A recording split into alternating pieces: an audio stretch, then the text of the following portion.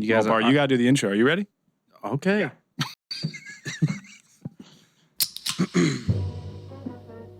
Good answer. There's been an awakening. There's been an awakening. Have you felt it?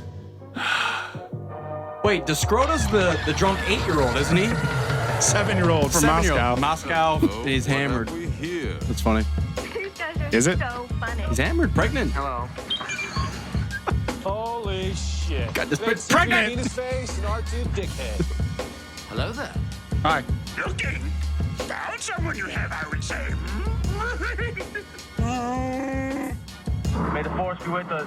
Fucking A. Good day, Galaxy. Wow. I will say that was one of the best ones that you've ever done. Why? That you've ever done. Oh. It wasn't good, but It wasn't good. you're getting a little better. Very, very low on the Mopar scale. Welcome to the Rogue Squadron Podcast. I am Mopar. I'm Commander Cody. Thank you guys for tuning in. We have a special episode today going on. What episode is this? Docking Bay 94! 94. We forgot. Forgot what? I didn't Docking forget. Bay 94, man. I didn't- wanted to open up with that. I'll put the soundbite in the beginning. It's fine. 94. Okay, that's good. You didn't hear any of this. You didn't? This isn't the 94 you're looking for. Again, thank you guys for tuning in. Rogue Squadron Podcast. You can find us on all social media at the Rogue Squad Pod. That's all. That's all. Everything I wanted to is say. the same name. That way we don't have to repeat ourselves too Yeah. much. Just And go if- find it. And if you're just listening to us, you can subscribe to us on YouTube, where we stream live, and you can see our pretty faces. Maybe. Maybe are somewhat reasonable portraits. Let's get into it. Awesome. We have already dialed in our guests for today, so we're gonna hold off on the beer review, and we're gonna introduce them. I need that beer. All right, let's open up a beer. No, introduce our friends from down south. Not that south. Not that far south. Atlanta, right, guys? Yep, Atlanta. You hear them? Those are the guys that are remaking KotOR. Oh my God, we're talking to them. So we got Drew and what's that? We're known as the Dirty South here. The No Dirty one, South. literally no one has ever called it. As soon as you drive past Tennessee, it says Dirty South. You don't call it that if you're from there, huh? It's not the clean South. Or what do you? God, no. Moderately sanitary. Actually, I'm not really from the South. I'm actually from Texas. I've only been here for like a couple years. Wait, do you hear what you just said? I'm not from the South, but I'm from Texas. That's South. Well, Yeah, Texas. yeah. I mean, Same you thing. you go to Texas, yeah. They definitely tell you they're not. Texas is its own entity. I don't live in Columbus, but I'm from Columbus, and I live there. I guess I have heard that before. They consider themselves their own damn country down there. So before we get too deep in this nonsense of the Dirty South crew over here, we've got Drew. I'm calling you Drew. I don't care. Drew? and Taylor and Tyler from Apeiron. Taylor. His name's Taylor. Oh, I'm using both I'm throughout using the night. It's slowly Interchangeably. just going to become Druidia. Yeah. So the reason why we have these guys on is if you guys understand what KotOR means, if you've ever owned an Xbox, if you've ever drunk the beer, you're going to love this shit because they are slowly but surely, I don't know how quickly you guys are doing it, but I'm so excited for the project you guys are working on. You guys are remaking. Is it just the graphics or is it the whole game of Knights of the Old Republic? So I mean, we have to. We're rebuilding it in a completely different engine than the original game. Okay.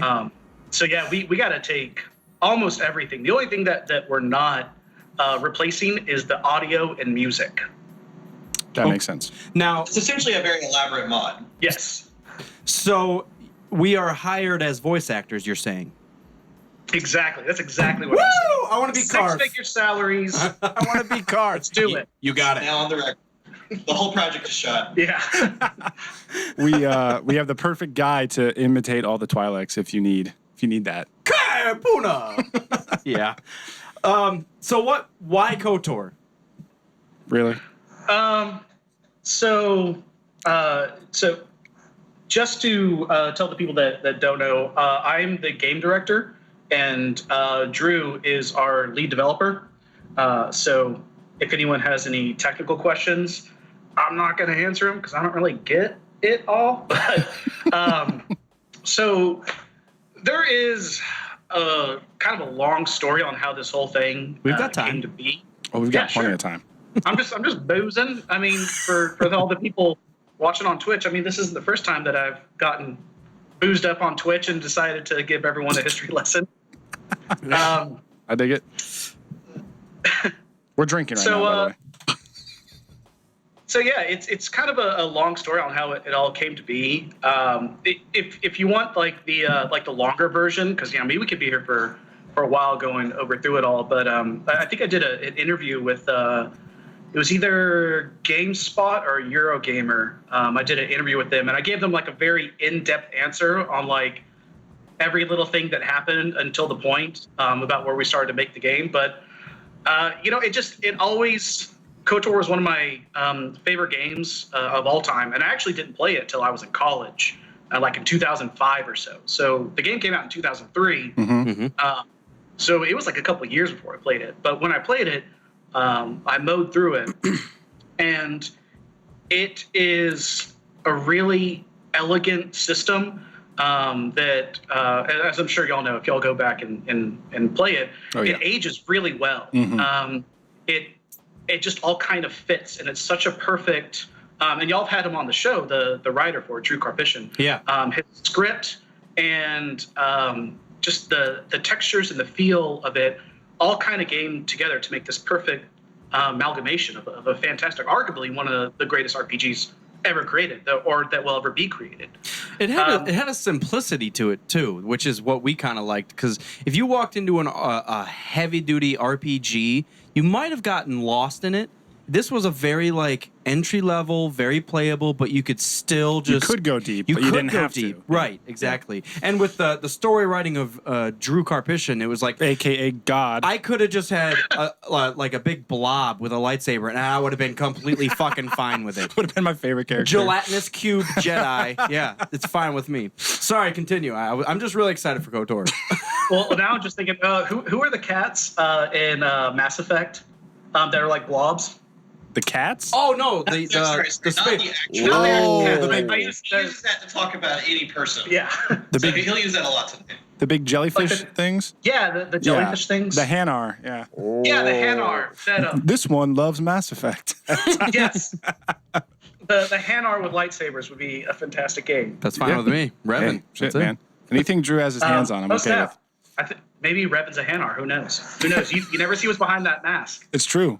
What if you just pull that off and it just disappoints everyone. Yeah, SpongeBob SquarePants behind the mask. It's fine with me. But yeah, it was such an accessible game, and it had kind of all these abstracts that were just perfect. It kind of ended up. I kind of actually ended up falling into the project because it was one of those things where I was like, hey, this should be kind of rebooted with some cool stuff. When I started working on it, it had already been out for 11, 12 years or so. UE4, the Unreal Engine, which we used for the engine for it, it just came on the market as free for the masses to deal with, and I started dicking around with it. Kind of long story short, I was like, hey, you know what? That fantastic game that I absolutely love and have this passion for, why hasn't anyone done this? Why is there no KotOR 3? And sure, SWTOR, but why is there no single player for that? Right, why is there none of these? And I scoured for some answers, and I think back in 2009 or 2010 there was like, oh, they're gonna do it. There's gonna be like another KotOR, but it never came up. So it was that kind of very aggressive American manifest destiny idea of, well, F it. If no one else is going to do it, I'm going to do it. Exactly. We got a few things in the chat that I have to touch on. Yeah. First and foremost, Hanar of the Old Republic. That right there deserves its own game. Jarth Trethon says that we do see Revan get unmasked in the exact game that you're working on right now.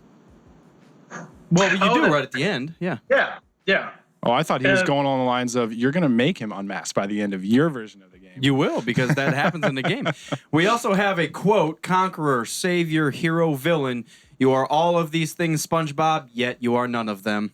So the unmasked Revan SpongeBob, the story continues. I'm not mad Now, at it. If I could make one suggestion for your remake, can you please make the underwater suit run faster? Because I am sick of that underwater bullshit. No, we're gonna go slower. We're gonna go slow, just so you can feel it in your loins. Oh. That was a very essential part of the game, man. God, it pushed me to the dark side so quickly. Just fucking go! I like. Oh, can't. What was the Kinrith, the Canrith, the fucking Jaws? Oh, I couldn't stand it. Yeah, Just But go. if you play that light side BS nonsense, you can make peace with the animal, but F that noise. Yeah, no way. I'm killing everything. Yeah. I did have a glitch on one of my playthroughs on the original Xbox where that audio transmitter that you're supposed to use to deflect the sharks, I pressed it and just nothing happened. Nothing happened. worked, and the shark just kept coming at me and eating me. I couldn't get past the part. I had to just restart the game. Yeah. And they attack you pretty slowly because it's not meant for action. So if you see it, you like from a mile away, you press it and they're done. So you just slowly. I'm just like waiting for it, like press the fucking button. Walking so slow, hitting the button. Yeah. That's the glory of KotOR is you can get stuck in something like that. Or what wasn't it the one of the times I was playing is so in the apartment on Terrace circular layout. So the circular layout of the apartment complex. Yeah. Like I said, it's a big circle, and there's nothing in the middle. One time, my character got stuck in that middle nothing part. I went to Karth to unlock a door, and I went back to my own character, and I was just floating in blackness, and I had to restart the game. I want you guys to take every like bug and glitch that any of our fans and you guys have ever encountered and actually work it into the game. Yeah. Yeah. Painstakingly. No, like, have you guys ever like equipped your weapon and then on the Xbox it was press the Y button and it'll like re-equip it almost? If you tap it so many times, your weapon kind of just jerks out of your hand. It's in an outrageous fit of evil. It's outrageous. I think we're the only people that ever did that. It's a rapid Y twitch. Oh, I fucking love it. There's the three of us. All right. So Star Wars. We just went a little crazy right there. Now, will you be adding anything to the game that wasn't there originally? Yeah, most definitely. So we're bringing back the cut content, and one of the planets that I think is kind of like one of the people that are really into KotOR that know about the cut content. Slythorn. I can never pronounce it right. Slytherin? Slytherin, yes. The snake planet. Snake planet. Malfoys, as far as the eye can see. Get these motherfucking snakes off my motherfucking planet. That's to quote Harry Potter. That's where that line's from. Pretty sure. But yeah, the lava planet that was originally cut, we're bringing that back in. Like a lot of little stuff that, like I said, Deadeye. That you encounter on Taurus, you actually in the cut content you meet him back on Manon, and you have this really cool kind of conversation with, and it's you could take it from a narrative standpoint that's a little too convenient that you would see him again, but I think that some of that that cut content just like really worked out, and that's some effing cool stuff, and we have the means and times to put it back in, and that's what we're all about. Perfect. Now, I know in the PC version, which I never played, you also had like a ship that you could go to and buy rare items from. Is that going to be in it? I don't remember that. What? I know in the PC version you had, so once you find the star map and you've got Tatooine, Kashyyyk, and all the planets as an option, I think after you go to the Leviathan, you have another ship that's a possibility that you can go to that you can buy rare items off of. You have to check. You got to look into that. I was only on the PC version. Or just make it. Just do it. Yeah, that sounds awesome. That sounds very. I actually just got back into playing some original Diablo and seeing some effing wit. That little bitch boy that like charged way too much for his products. Wait, on Terrace? No, in the original Diablo game. Oh, okay. Diablo 1, that little kid. We never So played something it. like that is like a narrative piece. I always think is really interesting in games. So I don't know the reference off the top of my head on the ship you're talking about, but I like the idea of it. Well, our listeners live with us are saying it was Yavin Station. So maybe it wasn't a ship. It was an actual Yavin Station. Yeah, but that wasn't cut content. That was in the original game. I've never heard of it. Not in Really? the Xbox version that we had. I don't think I ever did either. Huh. Maybe that was like a DLC like a system specific. Yeah, like a specific system thing. I could have sworn that Yavin 4, I must have sucked. the Yavin ship, was definitely there. It was a ship or yeah, Space station? That wasn't an option. Oh, Yavin, maybe it was the where you could go down to the actual, because you were on a ship, but I think in the cut content you could actually go down to Yavin 4. You could go to the planet. Motherfuckers here said it is DLC for the Xbox. And I didn't even realize that original Xbox had DLC. Yeah. And I didn't have Xbox Live, so no wonder I don't remember I that. didn't play that shit. well, Add it all in. Add everything. add in. it all. There you go. That's what we're saying. Okay. Now, That's hilarious. explain. So your first walkthrough of KotOR, what in the storyline really captured you? Because I know what I want to say right now is Star Wars is awesome as a whole story, but it was something near and dear to our hearts that we always just look back at KotOR and the storyline and when it took place and the characters. Like, we love, obviously, Anakin and Luke and all that, but there was something special about the Old Republic. Mm-hmm. Did it also ring true with your hearts? Of course. Of course it's Get all emotional over here. No, And I just want to say that on this podcast, I am very aroused. that's the Just only, think about KotOR. that's actually a requirement to come on the podcast. Hey, man, yeah. No, but yeah, I mean, like you said, there's something Started. there's something we got from KotOR that I'd never gotten in any of the other movies. Yeah. Or the cartoons or any of the other video games I played. I think part of it is nostalgia. I think nostalgia factors at work there a little bit. But it was a different feel. There was a different setting almost. Yeah. It was Yeah. a different era. Like it wasn't just the Republic and Jedi. All of a sudden you had Dark Jedi all around, and there was just these cool new ships and. We're gonna make Star Wars great again. We're gonna make Star Wars great again. Exactly. Sign it up. There you go. Hashtag done it. Yeah, it was a combination of a lot of things. Like you said, the writing was amazing. Music's obviously amazing. The way they implemented the RPG aspects, perfect. Graphics were good for back in the day. Like everything just came together. And we happened to be like getting more into Star Wars, and it happened to be a totally different timeline and everything. Just a perfect storm of amazing expanded universe. You should put in little teasers in there, like. Yeah. Well, I guess it would make sense. I was gonna say just throw like Yoda in the background of a like in a cantina. Not like Master Vandar? Yeah. There you go. No, just put Yoda in the background, just getting Fat hammered. Spliff just doesn't care anymore. Yeah. Yeah, make Or something like really subtle, like that one rock that was seen somewhere on Tatooine, in, like A New Hope, like one specific rock. take the rock that they added that R2 hid behind in A New Hope and just put it all over in front of a bunch of different shit like it's trying to hide. You're trying to play the Bunch of game and publicity for it. Yeah. yeah, you're just trying to play the game. There's just dewbacks constantly in front of your screen in character. You're like, what the fuck is this? Just annoyingly so. Yeah, exactly. Oh, I loved it. George Lucas strikes again. I think a large amount of the appeal of KotOR that wasn't in, like, I mean, the whole idea of Star Wars is that the best thing about Star Wars isn't the movies. The best thing about Star Wars is the universe. Yeah. And Yes.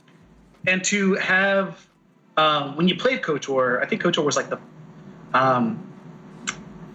it was like the first game where it was like a real RPG for Star Wars.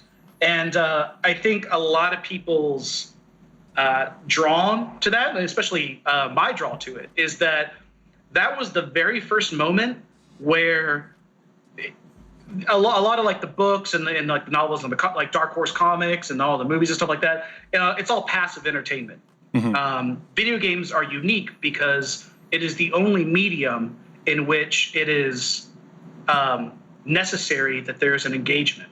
Yeah. And no other medium has that. And that's why I think video games are so massively and importantly, well, important. I kind of painted myself into a word corner there. Importantly, massively important. Yes, they're massive, effectively important. It's and true. so it's just something that no other art form has. And I think that was the time that you got to really experience Star Wars as like your own self. And to be in that role. And that was like the first time in any kind of media that we've ever had in Star Wars where you were the character. You get to decide how things are done. And that may seem like a little abstract, but yeah, that especially when you're like Evan, I mean, I was already in college when I played it, but if you're like 13, 18, whatever, Evan, actually, you know what, 88, it doesn't matter. Yeah, if you watch Star Wars and you play KotOR, you're that little kid again. You're 8 years old watching Return the Jedi with your dad, and like that just it's heavy. I like it. It's massively, effectively important. No, That's right. I think it was one of the first door openings to when people say Star Wars, everyone just assumes Anakin Skywalker, Luke Skywalker, and this was the first time where here's some Star Wars content that has nothing to do with the movies. Like absolutely nothing. You don't need to even know. You don't even have to know the movies. This is something that you could play. Goddamn Skywalkers. Yeah, yeah, exactly. Effing up the universe. Effing it all up. Always. Always and forever. Yeah. Isn't that like a jewelry line? Always and forever. It is now. I think it's a Napoleon Dynamite. And they're all, kyber crystals. It's beautiful. No, that totally off the Star Wars wall. jewelry commercial. Star Wars what commercial? Jewelry. Always and forever. Kyber crystal. Guys, I'm going to stop making this game. You guys stop doing podcasts. We're going to create a jewelry business in Ohio. Done. With kyber crystals. We're going to make billions. Didn't they put out a little Jyn Erso necklace? Like K Jewelers or something? We will. No, so they did. K2SO. K2SO Jewelers did it. I saw it. No, I think they did. But back to KotOR for a second. Yeah, the totally off the wall, different timeline, different characters, something that we had been really craving. And when we heard about the spin-off movies that were happening through Disney, that's kind of where we hoped that they were going to take it. And every time we get excited about something and it doesn't really go there, we can always at least go back to KotOR. Mm-hmm. Because that's where we get that from. And once you guys are done, we can go forward to a new version of KotOR. Mm-hmm. Wow. What? I'm just, I'm Astounding. really truly excited for what you guys are doing because, one, it looks amazing. Looking at it right now. And for how limited KotOR was graphically, it was still awesome for its time, but it's already what? 14 years almost. Yeah, so I mean, you're going on 15 years old, and in technology terms, dude, that's 100 years. That's 100 years ago. Yeah. Yeah, So, yeah. Well, I even remember when my first Star Wars game was Dark Forces 2. I don't know if any of y'all played that. Yeah. But I remember when KotOR first came out, I didn't play it because my computer couldn't run the graphics. Yeah. It's like funny to think about now, but like it took me years before I first started playing it, just because I didn't have a system good enough to run it. That was a struggle I never had to deal with, always being a console guy, luckily. But I don't get mods or any of that other bullshit. well, Have you guys played since you are on PC, have you guys played I don't even know if it is technically called a remaster, but the new versions for KotOR and KotOR 2 on Steam? Yeah. I got both versions on Steam. And I played them. I started KotOR 2, but I had to stop because just the general development of this game really doesn't. I usually don't get to play video games, and that's kind of fine because during this game creation, and I think Drew will definitely agree that it feels like you're playing a video game, making a video game. Mm-hmm. Because there's that element, there's the visual aspects of it, and there's also like a massive aspect of like problem solving and all these other attributes that video games have. But I play the original KotOR, or the one that was released on Steam, just to like get notes, and it's all like I'm sure like the way that I see it might be different than how y'all see it, because I see it as like game direction, and so it's very analytical. It's more like just to give you an idea, the amount of seconds it takes for steam to rise into the air, so that's a particle effect, and to recreate that amount of seconds of steam rising there, like that's such like a little minimal tiny thing that we'll analyze to bring into Apeiron. Well, Let's Plays are I effing love Let's Plays. Let's Plays are fantastic because you're not having to switch context. You can just have a YouTube window open and then go from there. So what you're saying essentially is you're just taking real life reactions, whether it's steam rising, you're analyzing that and then putting that same timing or reaction into the game. Sure, I mean that's definitely a part of it. It's the attention to detail. Yeah, right. The attention to detail is really high, but I mean there's other parts of it as well where I'll play KotOR, and look at something and be like, nah, that's all wrong. I'm doing something different. My favorite thing is watching KotOR speedruns. I'm kind of like a speedrun junkie, if you will. Mm-hmm. I find the concept so incredibly fascinating. And just like seeing the different ways that you have to kind of glitch through to beat the game in insane time records, I find like really interesting because it gives you a really quick overview of all of the game mechanics in one time. So like as a reference from just mechanics, speedruns are awesome. Love it. No, speedruns. No. Like, I ain't doing that. No, I'm done with you guys because speedruns piss me off because they ruin my childhood. Because if I go back and watch a speedrun of the first Teenage Mutant Ninja Turtles game for NES, I never even got past the first level, and this dude just beat it in like a minute and a half. I was a little dazed when you brought it up because I feel like shit every time I watch them. Oh my god, it's like how? The 6-year-old beat it in 2 hours. That's a fair point. You're thinking about it from the perspective of what's it? A poor, sad soul that can't beat a fucking video game. I can't read sign language. Speak to me. I've been having some beers. I'm gonna go to the bathroom real quick. So Drew's gonna have to talk. That's what I was trying to mimic. But now the mystery is over. Like, hey, keep talking. I gotta go to the bathroom. Everyone's pissed. Everyone's pissed. You guys can have a gentleman's duel later. We gotta. So with you can't read that. in the dueling ring on terrace and all that. Dueling ring on terrace. Is one of you sticking around while the other goes to the bathroom so you can answer a question? Yeah, no, it's you're drinking beer. It happens. Yeah, it does happen. We do have a question for you, specifically for you guys, from El Presidium on Twitch.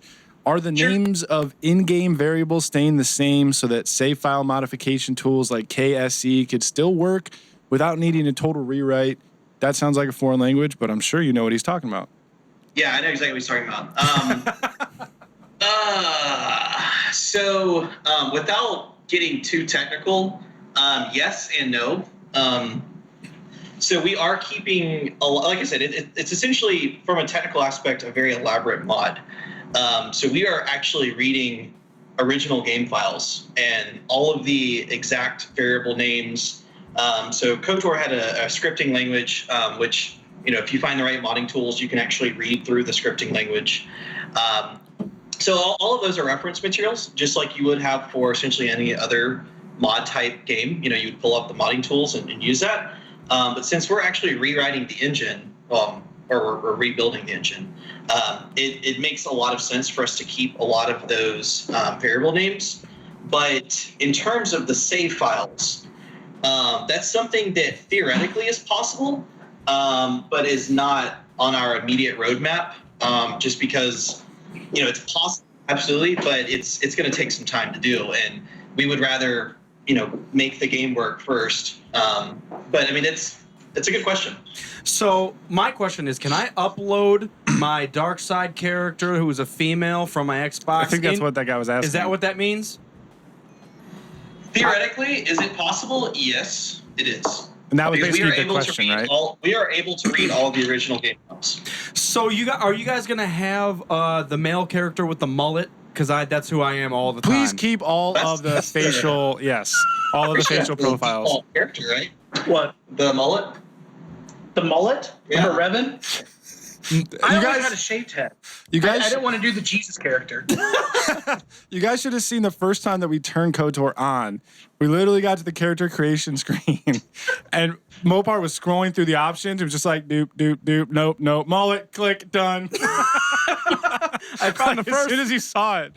So So Revan's always the mullet guy. Actually, you know what's funny is I 90% of the time played as a woman. Yeah. For whatever reason, and I've never done it in any other game, but for some reason I feel like a woman.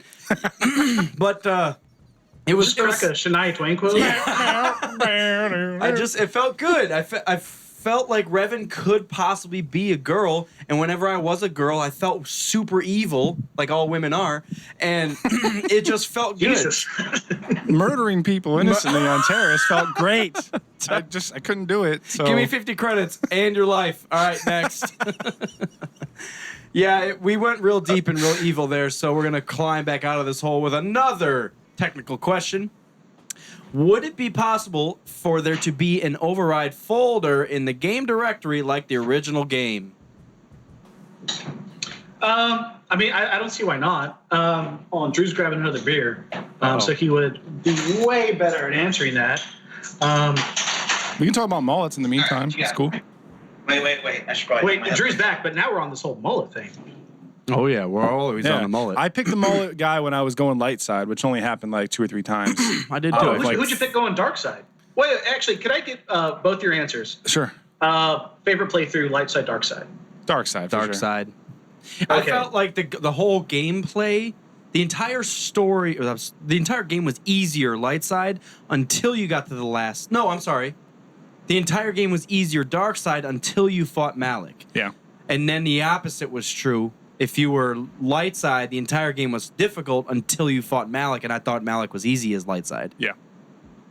I feel like the majority of players, or whenever I see people talking or playing on Twitch, because I'll occasionally, just like while I'm working on, if I'm in a 3D, like 3ds Max or Maya or whatever, or Substance Painter, or those programs, I like to have just kind of back noise that I don't really have to pay attention to. So I'll sometimes watch, some people on Twitch playing the original game, and they're always playing light side, and I never said the dark side is like my go-to jam. Yeah.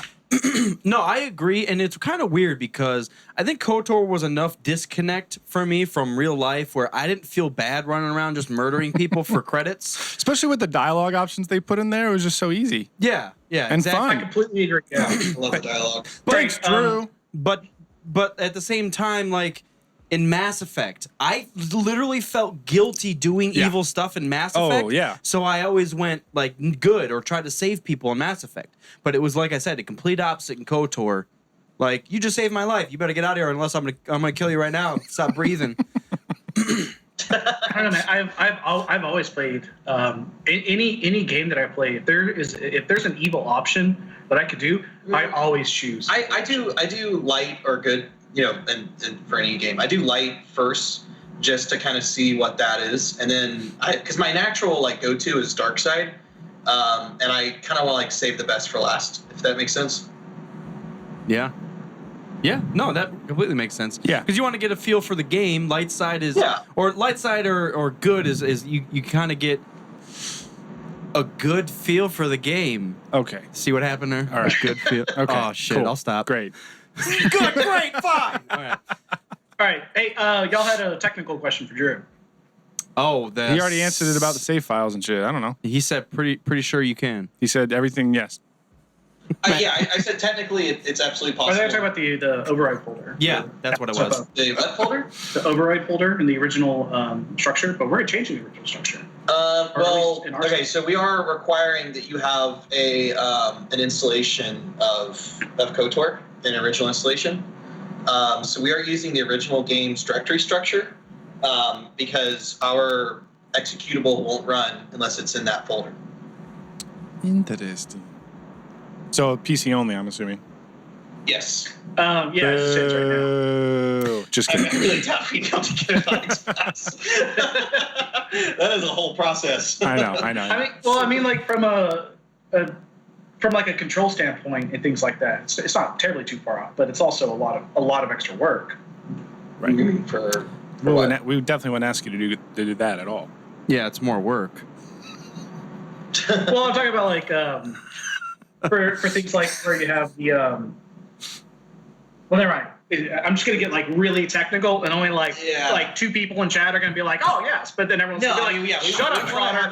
We want to have it so that you're in the installation folder for KotOR, and you load up Apeiron in that folder, and it's gonna go through and it's gonna check some secret files that nobody else is gonna know about. It's gonna verify that you have the proper installation. I almost passed out. That was so technical. Then I'm doing my job. So we always ask our guests to do a lot of different stuff. Usually the pants are already off, so I don't have to ask you to do that. It's about to get really homoerotic right now. Homoerotic. I'm excited. Can you tell? Species erotic. It's like a regular Twitch stream. The first of our normal Twitch stream. Yeah. So let me ask, if you had to pick, both of you, pick one favorite Jedi and one favorite Sith. Uh-oh. Movies only? Everything? No, I'd say everything. Everything. All right. Everything. There are no favorite Jedi. It's a flawed concept. Revan for both. Revan for both. You're not allowed to pick great at all. Make KotOR great again. No, I thought I was actually Revan wouldn't be either of my answers. Oh, sorry. Pissed. Yeah, actually, that's the wrong answer. That was incorrect. I mean, my Sith answer is kind of boring, but I mean, Darth Vader. No, it's not boring. It That was makes kind of complete my sense. personal hero since like the age of Your personal hero? A personal hero since he choked an go-to innocent guy? admiral. Yeah, on it's his like ship. I looked up to the guy. You know, Since everyone, he's- the concept. Who doesn't wish they could just pull off a Force grip? Everyone Yeah. looks up to him. He's like 7.5 feet tall. Exactly. Yeah. It's like, oh, we need that TPS report by Friday. The man's a job creator, if anything.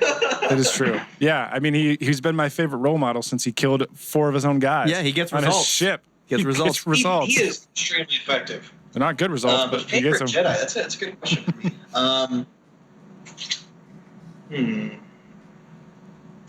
I'm going to go and say my favorite Jedi is probably Obi-Wan. Ooh, okay. That's a good answer. Quickly, Captain Blanche wants you to sing and also has to leave. So thanks for tuning in, dude. Guy. Or do that. What? Seriously? Yeah, seriously. I don't know. It's your I follower. keep saying that they need you to sing. So we've got Obi-Wan and obviously Revan, because there's no other option. No, we got Darth Obi-Wan and Vader and Vader. Obi-Wan Yeah. as favorite. Yeah. For my favorite Sith, Those were classic answers, by the way. Like no EU, no. It's just like Darth Vader. Yeah, Obi-Wan. I was gonna say they're that- both I was in gonna say- episode 4. For two guys making the best EU game of all I thought time. EU was no longer canon. well, who cares? It was no longer canon. It's fantastic narrative. Yes. Yep.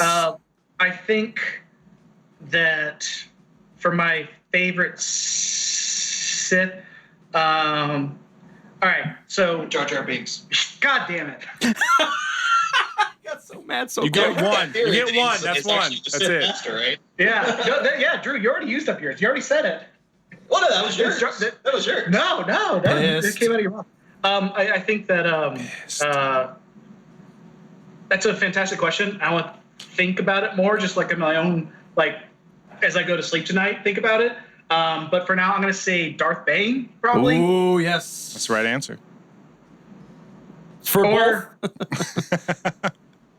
Darth Bane for Sith. That's good.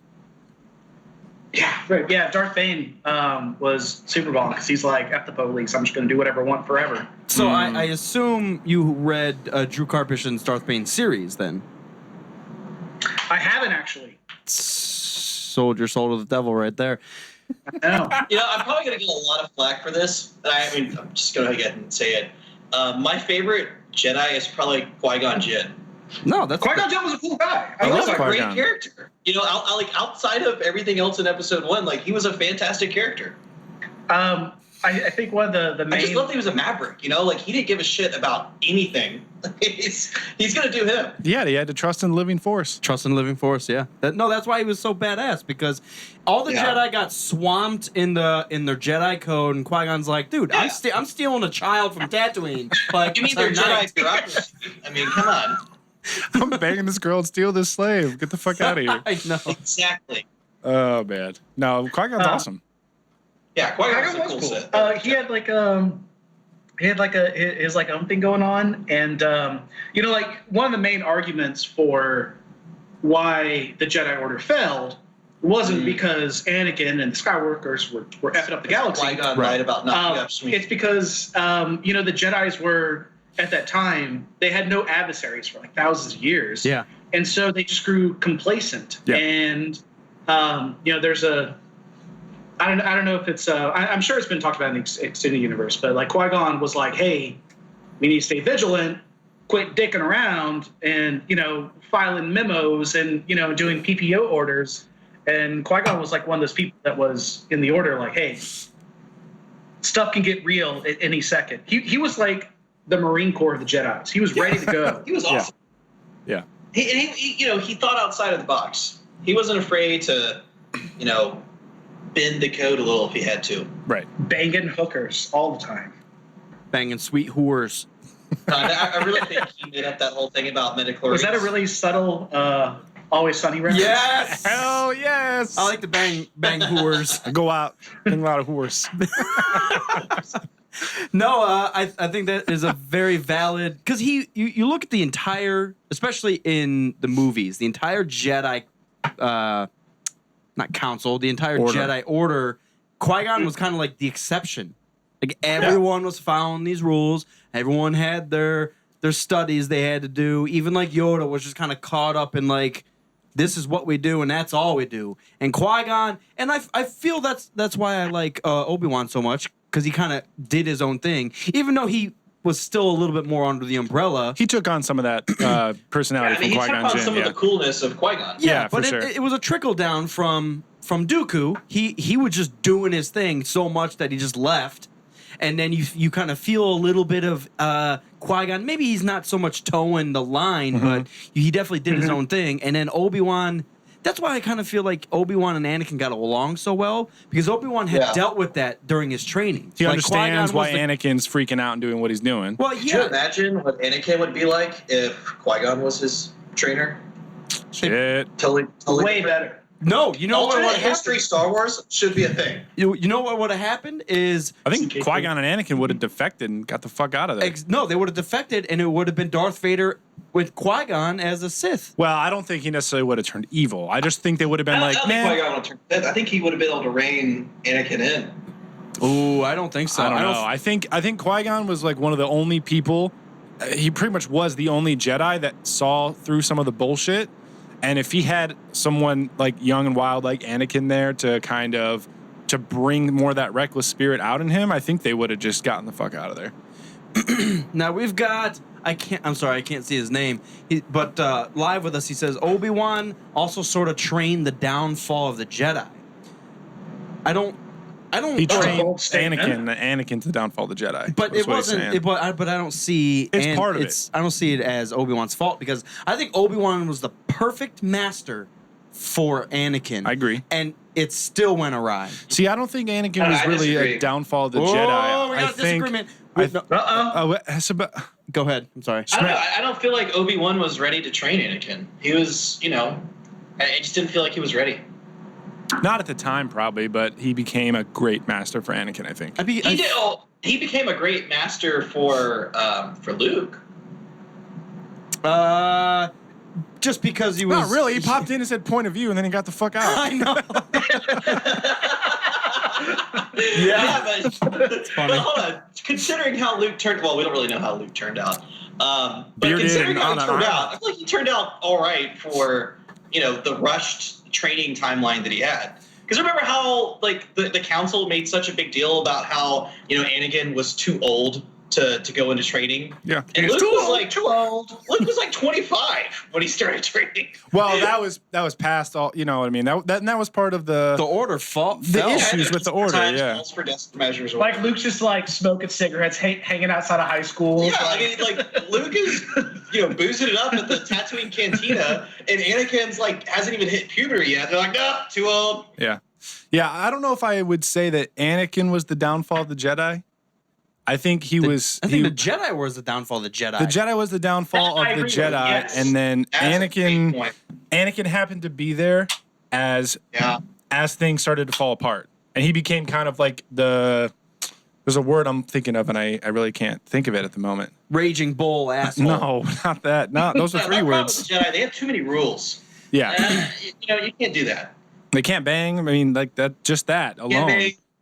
You can't, That's your first problem. You can't wake up past 10 a.m. on Saturday. Like, I would have been the worst. I would have been the worst effing Jedi. Yeah, I would have been like, I don't care. I would not have been a Jedi. No, I would have been Dooku. I would have gotten the frick out of there. I would have been Han. Just be like, fuck all this. I'm selling spices and banging whores on the outer rim. So I mean, Han is the perfect Star Wars character. I'll bang her outer rim. Can I ask y'all Jeez. 2 questions? Yes, please go ahead. So Quickly though, Presidium said C-3PO was a downfall of the Jedi, and that I can agree with. Goodness gracious me. there's fan fiction Roku's about to be written tonight. C-3PO's Roku's basilisk. Question. Yes. How do y'all feel about the new Han movie coming out? I think just like everything that Disney makes, it's going to be really great. We were talking with Stupendous Wave a few episodes ago, and his big point, which I didn't think of until he said it, and I agree with, is that it shows fear that in the newest franchise movie, they killed off one of the biggest characters, and their second spinoff, they're bringing that character right back to do more storylines with. I think it's just fearful of them and where they want to take Star Wars, but fearful of Disney. Yeah. So Disney takes the reins of the biggest storyline of all time, kills off one of the biggest characters of all time, Right. and then says, "Wait a minute, we're just kidding. We're going to make a whole fucking movie for him." So I'm sure it's going to be fantastic. I like that. it's going to be perfect, but that does, from his point, we were both. We obviously every Star Wars fan is excited for it, but with that said, we are kind of like taken back. Like that's a really good point, and they're just. Is it just going to be fan service from here on out? Yeah. Are they ever going to do anything else? I mean, I think y'all said it perfectly. In one of your previous episodes, I couldn't remember who said it. You said that essentially Episode 7 was fan service, in a lot of ways a recreation of A New Hope, and Rogue One was essentially the inverse of that, where they started taking a lot of risks. So I thought that was an extremely good point. Commander's like, me! Well, actually, I think there was less risk in The Force Awakens. I think they played it safer there, and then Rogue One was the fan service. Because I don't think you could walk into Rogue One not a Star Wars fan and completely understand what was going on. Right. Even people who are Star Wars fans, you watched it and you're like, wait, who was like, why did they do this? Oh, yeah. I don't know. I'm just hammered. Let's fucking kill him. one of my big issues with the Han Solo thing too is like, we hear that Star Wars is coming back. Okay, great. Disney bought it. Okay, they're awesome at what they do. Who knows where they're going to take it? Okay, it's Episode 7, so it's a rehash of New Hope. They had to relaunch the franchise. We get it. Cool. Rogue One's the first spinoff. Oh, it's going to be dark. It's a war movie. It's like brand new characters that we've never seen. Well, there was a lot of fan service, and it was really, really attached to Episode 4. Otherwise, you didn't really quite understand it. So every time we get our hopes up that they're going to go completely off the wall, it's really not off the wall.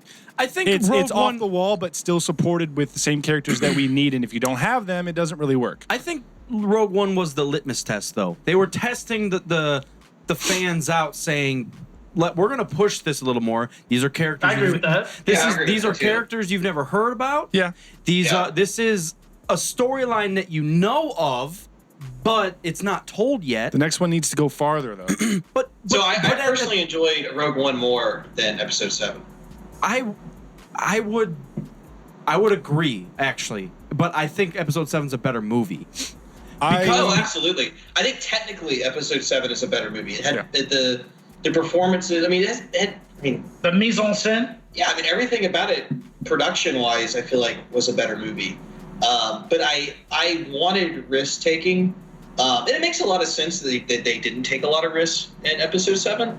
Because it's like they're just now taking the reins to this franchise. Yeah. Right. But I'm excited to see that they're already starting to take risks. And I agree exactly with what you just said. It's a litmus test. Yeah. And it actually comes at the exact perfect opportunity, because now I'm really pumped for Episode 8. Right. Well, yeah, exactly. Because it's like they kind of know their limits now. I want Han to be a villain.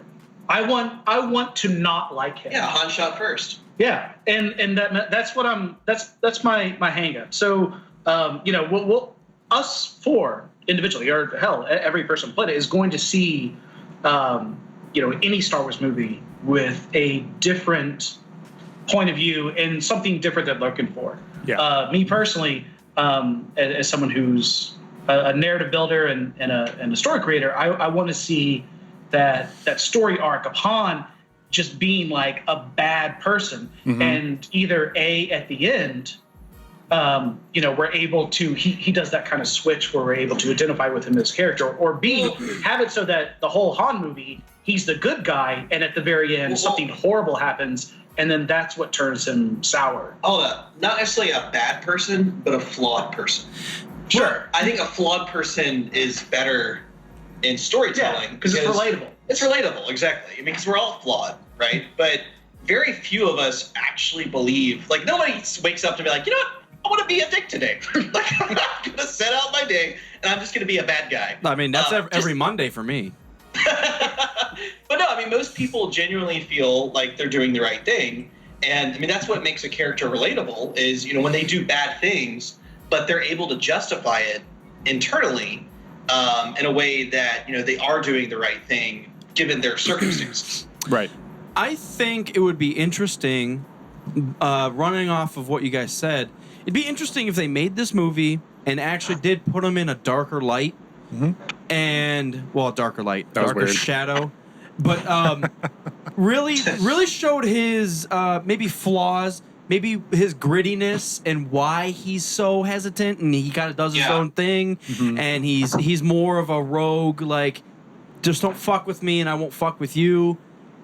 And then that will almost really rehash or recreate what happens in the original trilogy. Because when he's just taking his money and running, that it doesn't. We don't really know. Does that make sense? It's left over from how he was. Well, right. But does that make sense for this character? If they put him in a very gritty, very, like I said, don't fuck with me and I won't fuck with you.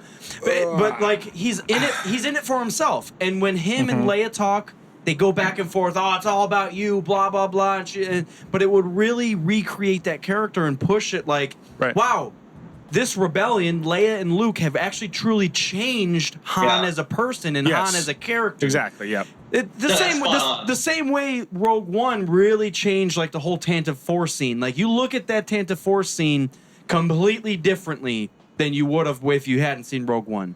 You see Rogue One and then you see Vader walk on a choke a dude to death and throw him. You're like, what? What? I love that scene. And now all of a think sudden, that makes sense. Now all of a sudden it makes complete sense because he saw those motherfuckers fly away and he's like, dude, give me those plans. Give me that fucking USB drive. That was my shit. I just had a bad like thought. Floppy disk. It did look like a floppy disk. Yeah. Give me that floppy disk. Right. That's our upgraded Tantive. That's what I love so much about Star Wars is that the technology was created in a time when floppy disks weren't even like really a thing. Right. Like, True. If they were a thing, it was the 6 or 7 inch floppy, right? And so I love so much how stick floppies. 6 or 7 inch. Or like the magnetic tape rolls, like the actual physical rolls of tape. So I mean, I love so much about how Star Wars feels so gritty and antiquated in its technology. And I think it really just gives it so much authenticity because there's something about that analog technology that I think is really heartwarming, I guess. He's a lead developer. He effing loves anything technology. Yeah. Well, I grew up. You have a point for it. Yeah, but I mean, I get your point. That's correct. Yeah, it's nostalgic. But I will tell y'all. I think there is still something in that, though. Regardless of the technology in Star Wars, we can look back in our own history and say clearly that there's lost technology. There's some stuff that happened 2,000-3,000 years ago that like the building of the pyramids. Like even today, they're like, how the fuck did they do that? Well, clearly there's the steam engine. It was Revan built the pyramid. It's proved. Everything's been proven. Everything goes back to KotOR. Shit. Everything goes back to Revan. Well, yeah. I don't make the rules. You literally make rules. Like, how was Jesus born? Well, Revan had a little ritual and blah, blah, blah. Revan had a kid. Revan had a kid, duh. I had a bad thought. Midichlorians. I had a bad thought. In their desire to tie things to the original trilogy, what if, you know how Han talks about through 4 and 5, and then obviously he gets to Jabba in 6 about, got a price in my head, I'm a dead man, Jabba's looking for me. Sure. What if the Han Solo movie is just about like his awful run-in with Jabba and setting that up? Well, no. What actually happened was he was boarded by Imperials. I thought. Yeah, but So what if the movie like focuses around that? The whole movie's him picking up spices. No, not just getting boarded. You fuck. I'm just talking about like the whole like his relationship with Jabba and everything. Well, in the EU, he joined the Imperials first, and then bounced out with Chewie after saving his life and all that jazz. But I mean, there's a very strong stance. They're not going to follow that line. Before Episode 4, he was a smuggler.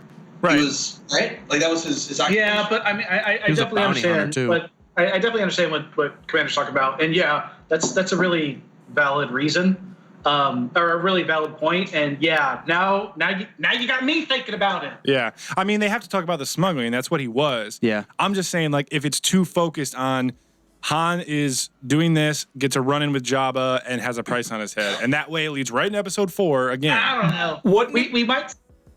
Sorry, go on. Wouldn't it be fucking badass? Yes, it would. If we really got into Han's past, and not only was he a smuggler, but a bounty hunter, and at one time, him and like Boba had to like. Well, if they somehow worked together to take down some super big price on some dude that was just the Christmas crazy. Special, sure. Yeah, like he took out Santa Claus or something. But like, if they were to work together, and then when like Chewie's Boba Fett, and he turns around, it's like he truly knows who the fuck Boba Fett is. You don't want to mess with that dude. I've worked with him. He tried to kill me twice on that mission. There's so many possibilities. Just hit him in the jetpack. Just smack the button. It says. Well, they're gonna have to throw Lando into the mix too. Lando's already cast. True. Yeah, he's already there. What if he just walks around? Hey. That's the whole movie. It's just Lando and Han just hitting on women, and then it fades to black and it rolls credits. And everyone's like, "What the hell?" Just Lando got like a bad rap. They're in a Tatooine like strip club with Twi'leks all over. You look absolutely beautiful. Just walks up every scene. The whole movie's just like graphic pornography, and it's just like, we're going a new direction. Yeah, Disney knows what sells. We're on a spice run, and we're here to bang dirty whores. Like it just gets really weird, and like everyone leaves the movie theater like, I don't know what is happening. Now, do you think it's the new litmus test? I guess we crossed the line. They just keep pushing that litmus test forever. Now, I do have. It was a question from a follower, and I forget where I saw it or exactly what it said, but the gist of it is this: unacceptable. If Star Wars went in a very dark, not rated R, but more of a rated X. like a horror film, a horror film, what? I guess let's make a movie. Like, what would it focus on? What would be the terror thing? Darth Vader killing Jedi. Well, would it be that though? Darth Vader's tortured, demented soul. I feel like go ahead. Genre. Yeah, horror is go ahead. Is really, really difficult to do. Good horror is is like good comedy. It's very difficult to do. Yes. And horror focuses on, at least from a narrative standpoint, it hopes that you identify with the characters enough that their actions become your actions. And so a Star Wars horror film would have to be something that is highly, highly specific. The first example that pops in my head is the Undercity, the Rat Ghouls. So, I mean, we've already talked about it with you. Like, we're not doing jump scares in the game or any BS like that. But the Rat Ghouls would be something that could be horror. It has all the comings and goings of a horror that you could do. It's a contained area. You identify with the characters for about 30, 40 minutes or so. And from them, take those characters and you put them in an abstract, crazy situation.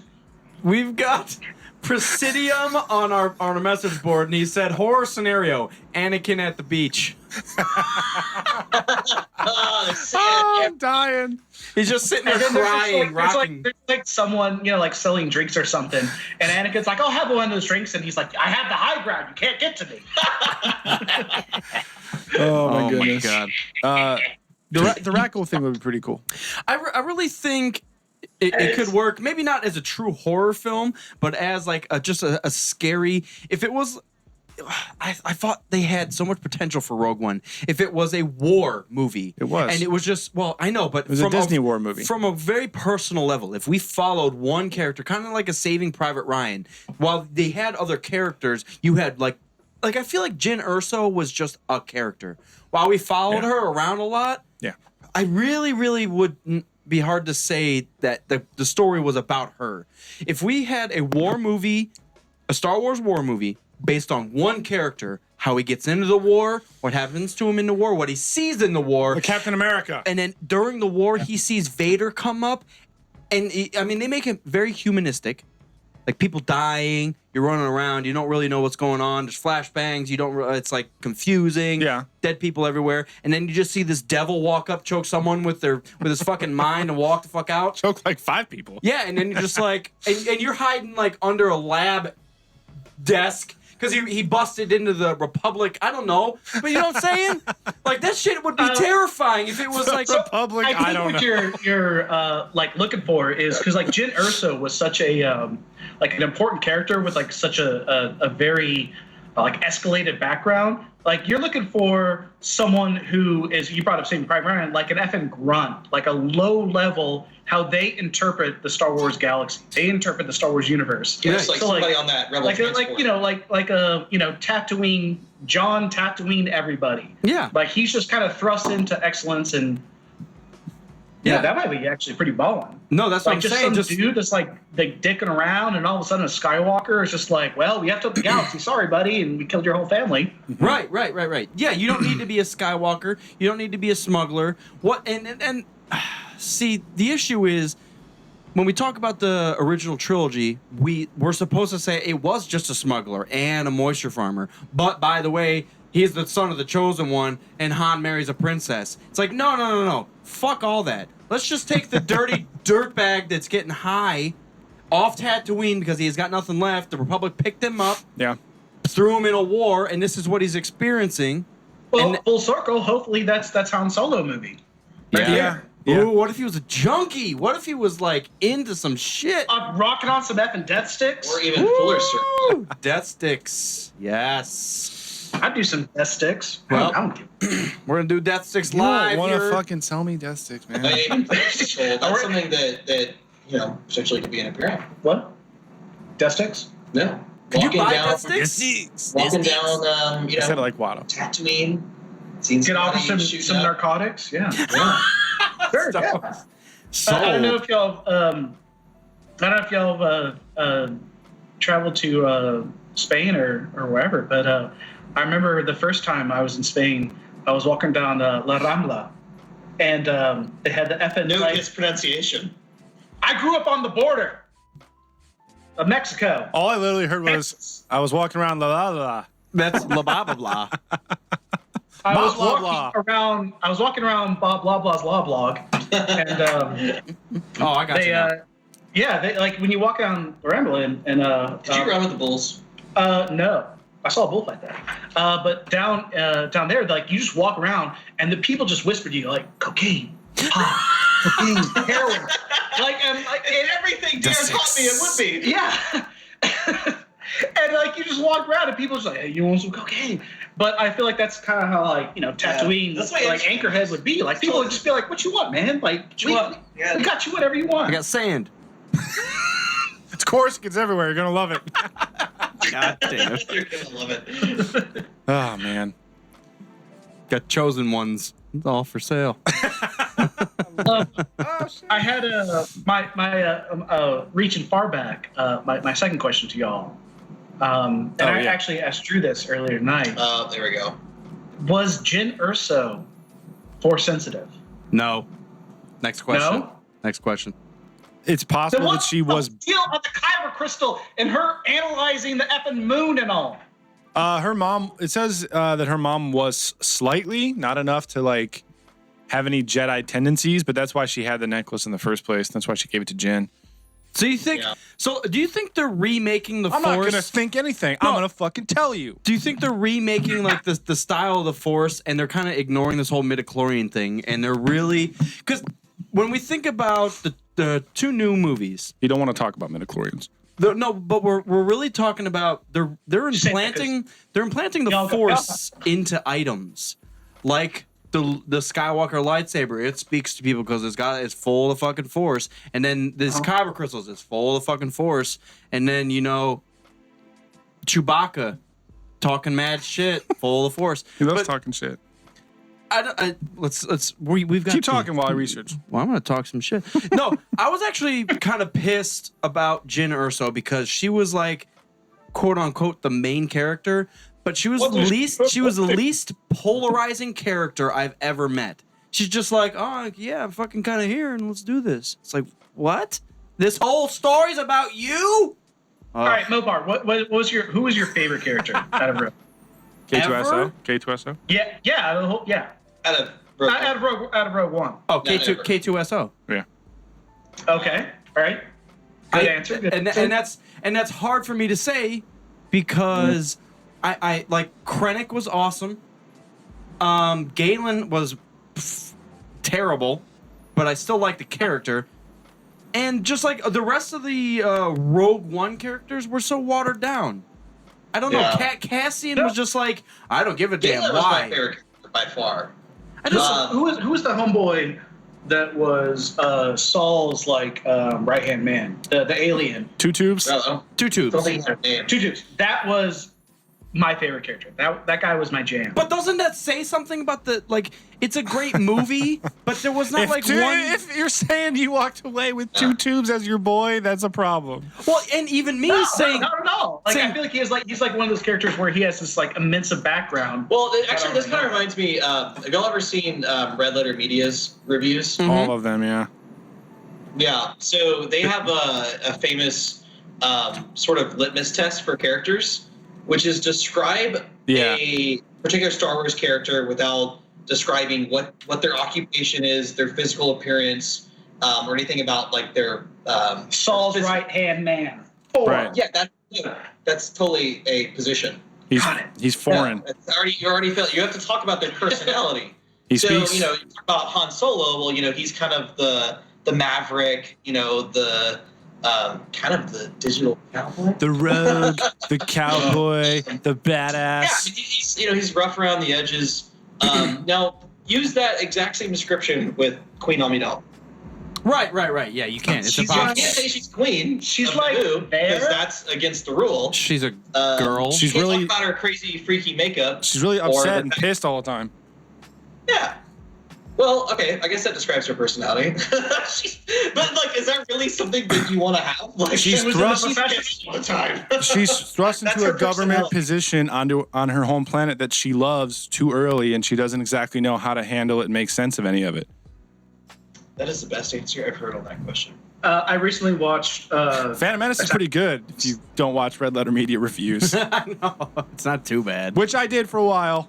Self-proclaimed. I talked shit for like 6 months, but but I see the light. Like if you can ask that same question about any of the characters in Rogue One, it is somewhat difficult. But if I look at like K2SO, I say he's loyal, he's intelligent, he's quick on his feet, sarcastic. He's sarcastic, he's snarky. But then you say that about Jyn, you're just like Jyn was an orphan-ish. Yeah. Well, I mean, say- I agree. say more about- there were a few good characters. Say more about Jin though. Like She can take was care of supposed- herself. That's it. She was supposed to be the main character. Now, I'm not saying was supposed to be, but like she kind of is. She's the main character. What do you? Yeah. What can you say about her personality? I would say that she's British. resourceful, British. antagonistic, She's British. Oh. self-serving, self-loathing. Yeah. What- Kinda. yeah. Pissed. Well, what about She's that pissed. theory that if you have a British accent, you're essentially a part of the Empire? Yeah. I would say rude. Stop those All fighters. of our UK listeners are like, excuse me.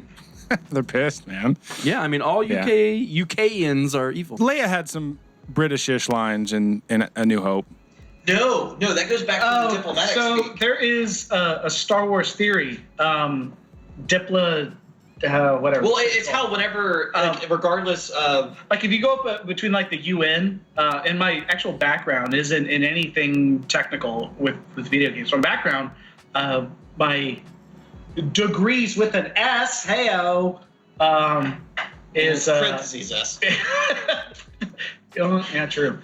Is all with political science and all that jazz. But yeah, it's definitely a real thing with diplomats that they speak a certain way among other leaders and diplomats. You must provide. So aid to maybe these that's countries. just like fan service BS, and there's like the script was actually horrible, but that's like a real thing in our real world that that We tend to speak more... Amidala and interesting. Rich Slave would speak different. With you speak differently when you're doing diplomacy type things. My And so place is that with my accent- people. Next time I do diplomacy, In the Roll act for of diplomacy. Roll for diplomacy. diplomacy. the more you We haven't tighten your spoken grip, at all about Dungeons and Dragons, the which is actually more pretty incredible. systems slip through your fingers.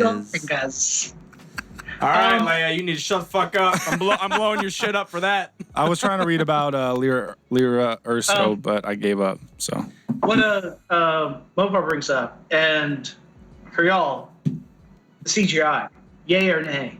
Oh, I thought Tarkin looked goddamn great. I didn't even know Tarkin was when I first saw it, and everyone was yelling like he looked terrible. I'm like, whoa, Excuse me? that was CGI. I knew Leia All right. was.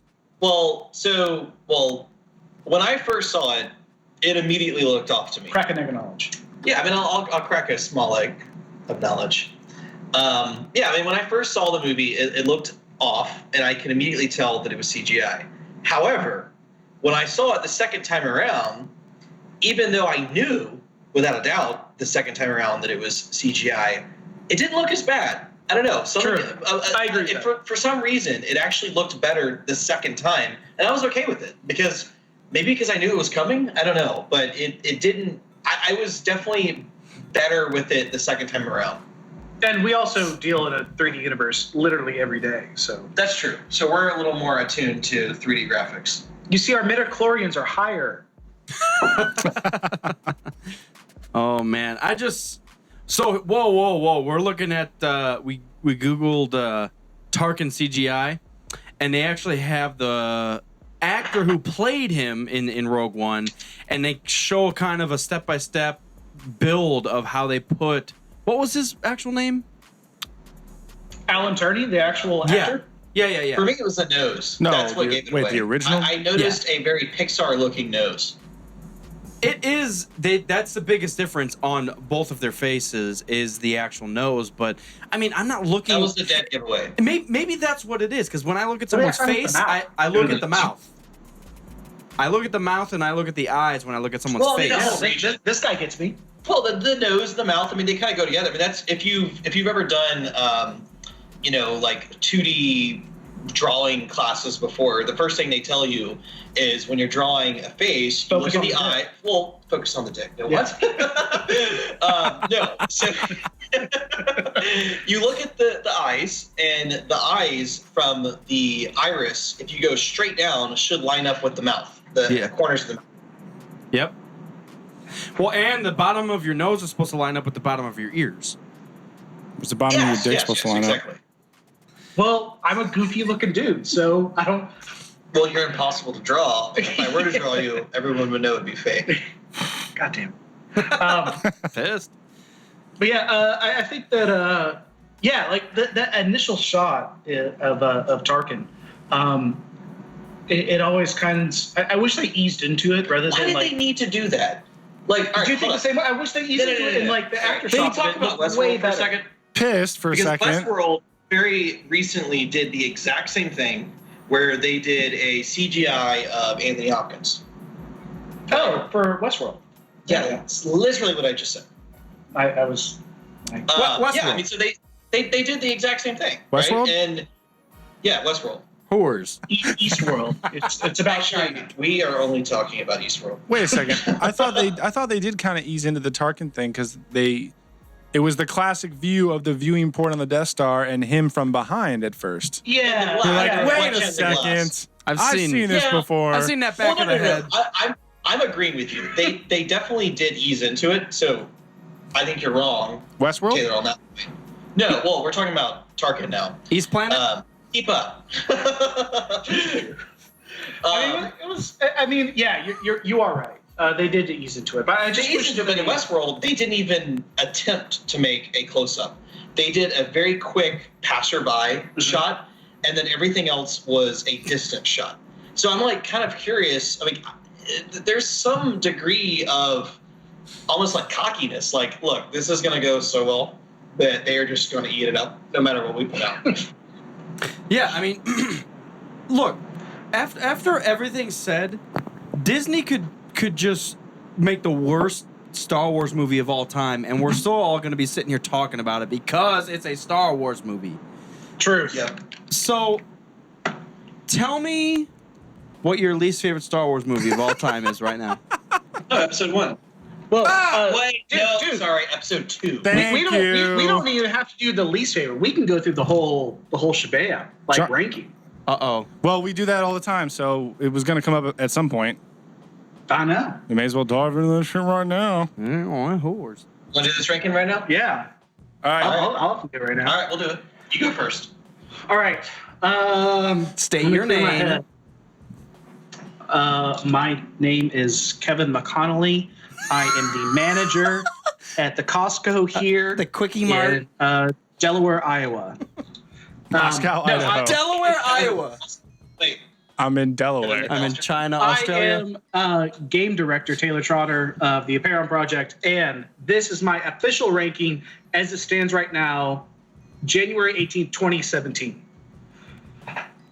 Woosah. I will say it goes 5, 4, 6, I really thought you were 7, doing sequential. Rogue,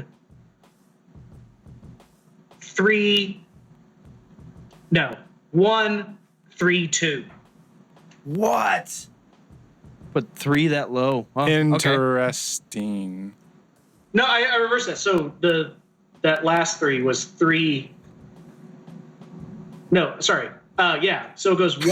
I don't even know what movies you're talking about. 1, 3, 2. You put episode 1 above episode 3?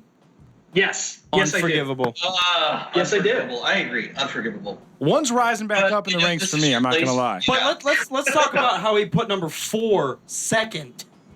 Yeah. Oh, yeah. You're fired. Yeah, I think the original Star Wars is the go-to jam. Woo!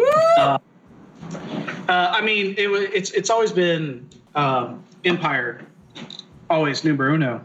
But yeah, right after that, it was. I mean, it had so many things working for it. And what am I going to put above it? Above 4? Jedi? All of them but 1 and 2? Episode 7 and Rogue One and 3? Episode 6. 6? Yeah, 6. All right. All right. Crack and Nugget Knowledge. Y'all's ranking. But Drew got to go first. Next. Jury. Horse. Well, we try to be coy, but Drew's in the bathroom too. Drew. Oh, okay. So I'm gonna let me bust through mine real quick, and it's probably gonna change since the last time because I'm Mine as well. reanalyzing Rogue One. All right. I'm gonna go. See, the issue is, are we talking favorite or best? There is no best. You can't. I think there is a best. I don't know. Especially with this stuff, because if you look at 7 that's probably the best. I feel like everyone defines best differently, just like they true. define opinions right, differently. true. So Alright, just go off your enjoyment It's going to level. be an enjoyment level? Favorite enjoyment level, same thing. I'm still on a high from Rogue One. Oh, fuck. Whatever. I don't want to do that. All right, don't do it. I'm going to do best. So, episode 7, 5, 3, Rogue, 6, 4, 1, 2. 7, 5. No, I'm going to mix that up. 7, 3, 5, Rogue, 6, 4, 1, 2. Wow. All right.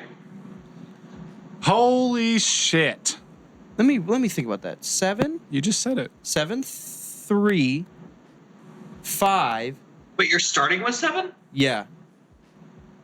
Yeah, I think it's the best movie. Motherfuckers need to understand. All right. Yeah, 7, 3, 5, Rogue, 6, 4, 1, 2. Wait. Maybe make sure I get this right. 7.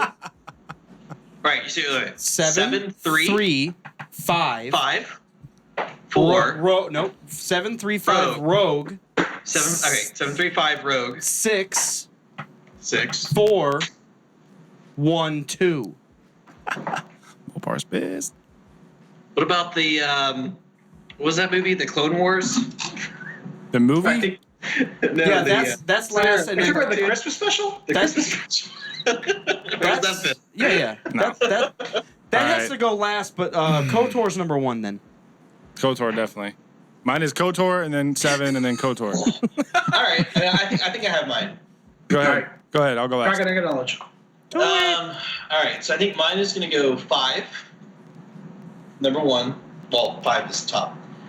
6, 4. 3. Rogue. 7, 1, 2. What? Wow, you guys are all over the place. Okay. I'm a peacock cap. You gotta let me fly. Yeah, but I think you guys are Sorry, I just you didn't guys like are 7. stuck with, and that's fine. You guys Five have the is original not trilogy just so high. I think it does get better, guys, and I think you everyone criticizes like the prequels so much, but then you look at episode 6 and there's the fucking net. Oh, you're thinking with your stomach. Han, can you reach my lightsaber? Like, get the fuck. And the strongest Jedi in the galaxy is roasting over an Ewok fighter. Get that shit off the screen and put episode 3, put episode 7 on there. Shut it off. Oh my god! You know what it is? It's Why is there not a tracks of them? one of the best things about Star Wars is that it's very much so like it's like a life moment. Yeah. Like people remember specifically whenever X, Y, or Z happened. No, it's your first love. I mean, nothing is ever going to equate to that. Yeah, it's also loving. interpretive, and we'll definitely see like a couple of years. A couple of years. The episode 1 came out in '99, so there was. There's probably going to be someone who got their first lay in '99. Why, it was playing somewhere, and they're going to remember as like, oh, it's going to be like the best effing time ever. First time they went to Hawaii. Yeah. And I'm trying to ditch those things out of my ranking. I can't, obviously, but I'm trying to. As I watch movies more and more, I kind of rewatch the prequels on purpose just to see if they're really as bad as I used to think they were. But it's really hard to. Get rid of those factors. It's a whole different the prequels, and it's expanded universe. Action, it's expanded universe. It's battle driven. Yeah. It's action driven.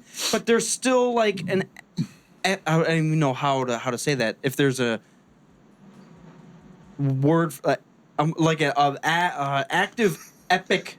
The word you're looking for is whores. There's an epicness to the original trilogy or to the prequels that I don't think you get in the original trilogy. Right. But in the original there's some scale, serious risk taking that happened in the prequels that you don't see anywhere else. Right. well, just like Utapau You don't see fucking Utapau anywhere. Why? Because they couldn't fucking do it in the original trilogy. Oh, Mustafar. Why? Where are we gonna find a lava planet on Earth? And how are we gonna film there? They can't. So, I don't know, man. It's a struggle, and it's beautiful that we can all sit here and talk about Star Wars and hate each other all at the same time because your list is shit. Awesome. I know. I really. It's cool because like everyone says, you watch Star Wars for the first time, for the last time. Everyone has their opinions. You get different stuff out of it. Yeah. I sit here. Go ahead. Important question. Star Wars is so personal. No. Important question. If you have somebody that you care about and you want them, and they've never seen Star Wars before, ever, what order do you show them the movies in? 7. Machete. You can't do Machete because that doesn't work with episode 7. No, you Yes, it does. you let them watch 7 and gauge their reaction, and then you go from there. No. Well, my problem with Machete, is that episode 2 is way worse a film than episode 1. Now, hate me all you want. No, but we it agree. is. We agree. Nothing happens in episode 2. Exactly. We agree. The I Clone still hate Wars, you, though. They begin. Oh wow. At least episode like 1 2. had like something going on. Like there's a plot that I could follow. Albeit it got a little crazy at times. The reason why episode 1 was better than the Episode other 2. prequels is because episode 1 is a stupid movie. It's goofy, but it's not trying to be anything outside of that spectrum. And, episode 2 and 3, especially looking at you two, it's trying to be much more than that. Well, okay, so episode 3 I feel like was legitimately a good movie. Like I enjoyed it thoroughly. Let's just go ahead and just challenge. Well, all 4 of us will challenge each other to a duel. We'll meet up in Virginia, which I assume we is all halfway. each pick one episode. Yeah, and we'll have like the smooth bore pistols, and we'll. Yeah, I'll defend episode 3 all day. Everyone hates the prequels. I will stand there. You know what? If I had to pick an episode that I would defend, I would also pick episode 3. I'd pick episode 1. 7.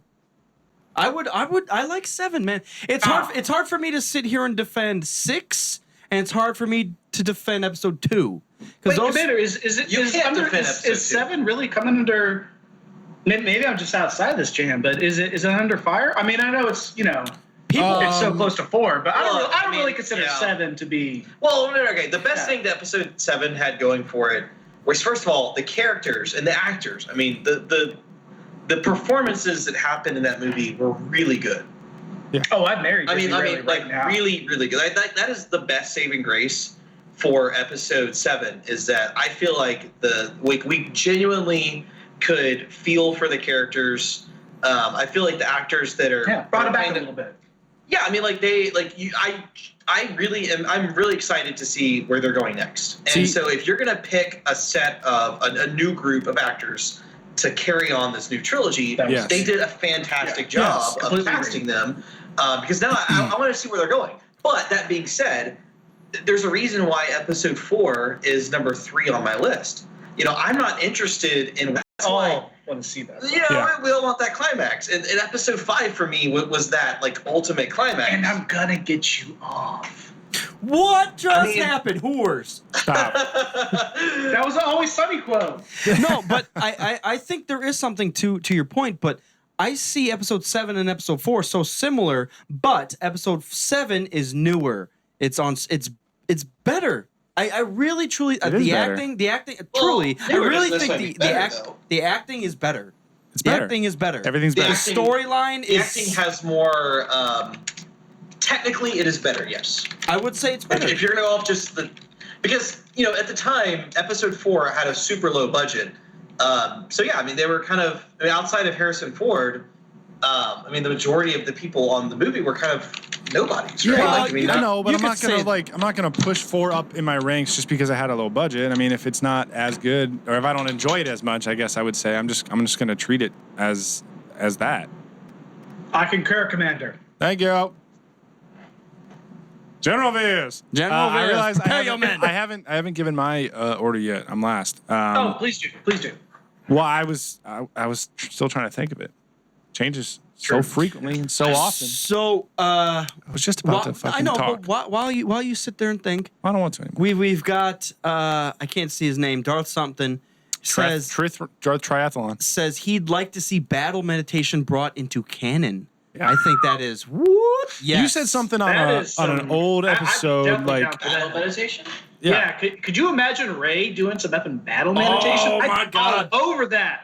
All over that. I've never even thought about like the Bastila Ray connection, even though there isn't. But like if they were to really start integrating like that type of character into her, Oh, yeah, yes. that'd be cool. I am all about that. You said a long time ago it was just random speculation, but like, what if Palpatine on the Death Star 2 in Episode 6 was using battle meditation a little bit with the fleet?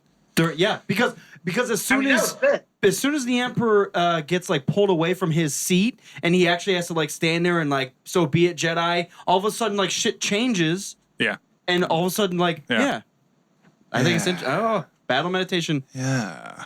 Totally. You know, I love everything about that. That's 1,000% just fan theory because it just kind of happens. You're like, dude, that could have been battle meditation. That's how. No, okay. So Commander's gonna give his quick list here. Dude, Yeah. I really want to keep pushing one further up in my list, but I also am scared. I think I'm gonna. What I said in the last episode is still pretty Bastila Fest. Bastila equals boner fest. Sure. Our message boards are out of control right They now. are. What I said last time is pretty accurate. It's going to be 7, 5, 3, Rogue One. 4 and 6 are like right there. I'm surprised. Wow, and then, I'm surprised. And then 1 and then 2. I'm so surprised because a year ago today, you would never put 3 above anything. I know. And I want to put 1 up further up. It's hard to put it. What are you going to put it above? 1 above 4? That's so hard because I don't know if I would do that. Yeah, I could do that. I like the tenacity. It's a good And thought. regardless of the list itself, 7 is absolutely at the top by far. So for some reason, whenever I think of Episode 1, I always think of the Lego game. The Lego Star game Wars for Episode 1. Yeah. And I think the reason why is because it's like so goofy. It just like it fits. It's like these like blocks walking around in Episode 1. I don't know, for some reason. That's my point. Is that the Episode 1 is effing goofy.